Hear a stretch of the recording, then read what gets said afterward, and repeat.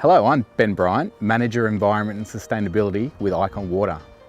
We're here today in the Red Hill Housing Precinct because the weather's beautiful, it's blooming. And what we now have are perfect weather conditions between cold winter and hot summer to undertake some metal painting of our hydrants.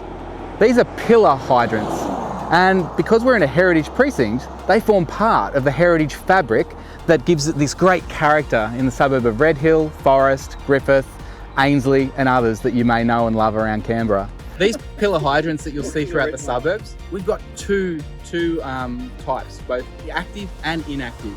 We preserve the inactive ones in our suburbs that are no longer required for firefighting, but are required to be retained in our heritage precincts as part of that character.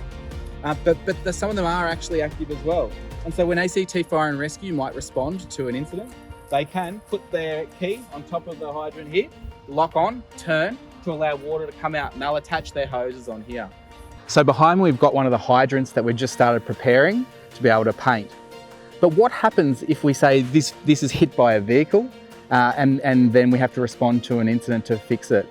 What we do is we will disconnect that pillar hydrant and set it back from the curb on a concrete plinth in a heritage area so that is protected and there. But we'll then replace that with the more modern in-ground hydrant, of which there's a type here.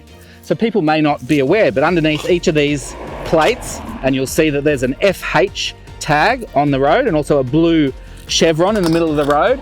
So you'll see that over here, the blue chevrons. It shows when a hydrant's here. And so what we've got is a little ball under it with a spring valve under it that then that's connected to our water network. They will plug in a standpipe off the fire truck, and then they'll screw around on the top and push that ball down, and it allows water to flow through to undertake the firefighting activity they want needing to do for protection of life. So we're out today finding the worst hydrants to give the most love to. And so that's part of our helping life flourish and looking after Canberra.